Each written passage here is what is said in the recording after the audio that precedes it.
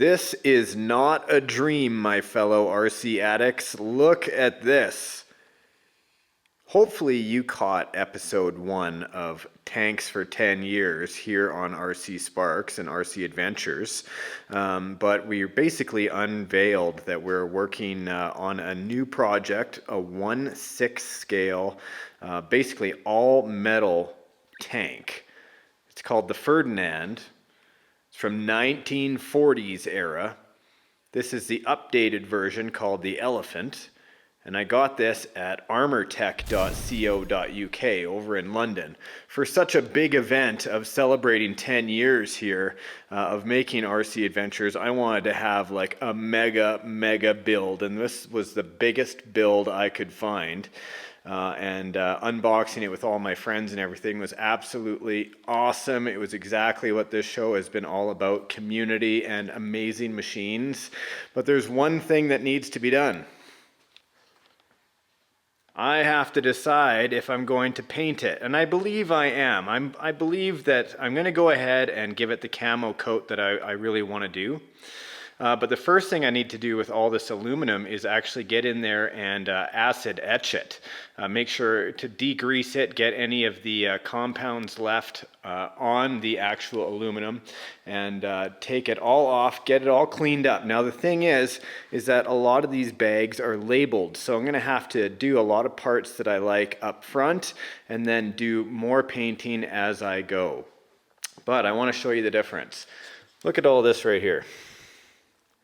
You can see the compound, there's kind of like this white haze, right? I want to get that off, but it would be very tedious for me to get in there with a toothbrush and get every little bit. So instead, I've got that trailer cleaner, which is an aluminum cleaner, and it's sitting in here in this pail right now. Some of that aluminum is with the cleaner. It's about 1 to 40 to 50 parts of water, 1 part cleaner to 50 parts water. And you'll see this is my rinse water. I already have some of that aluminum oxide in there. I'm going to go ahead and show you what's in there right now and show you the difference that it makes. Okay, so I have some of the idler wheels in here right now. Rubber gloves, look at this. Takes them out, makes them like completely black. This reminds me a lot of when I was deanodizing aluminum hop-up parts for my 1/8 scale truck way back in the day, taking all the color off, and then I'd just get down to this. I remember using Drano at that time. Look at this. This is all the oxidization. I can basically rub it off with this rubber glove, okay? That's what she said. Check this out. As I just work with the rubber glove itself, careful not to rip the glove. You can see a lot of the oxidation has come off of there. Rinsing it off, so there's the comparison of what we're looking at now. And this is clean, ready to be primed and painted. So again, you can make a big smiley face on this stuff basically. You just rub that right out.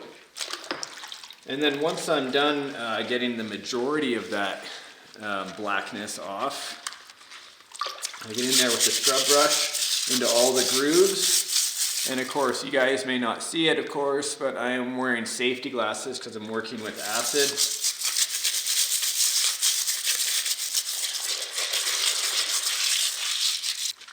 Okay, and so this is basically ready to go to be dried. Now, all of those parts have to be done like this. I'm choosing to do it. The only reason I'm choosing to do this is to make sure that the paint that I put onto this beautiful model is going to stay there. Also, before I do any painting, I'll be doing a test patch on a hidden piece just to make sure the painting is working.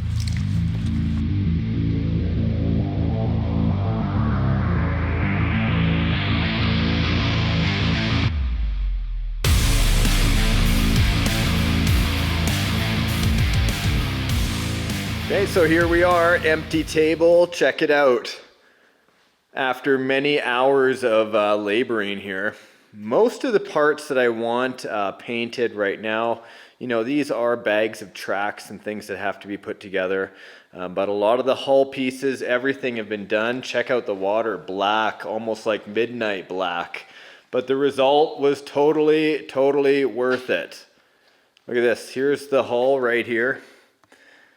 The entire, like this is where the track assembly is going to be, the mud guards on top. Then we have the side plating, the armor plating, super thick. The rockers you can see there.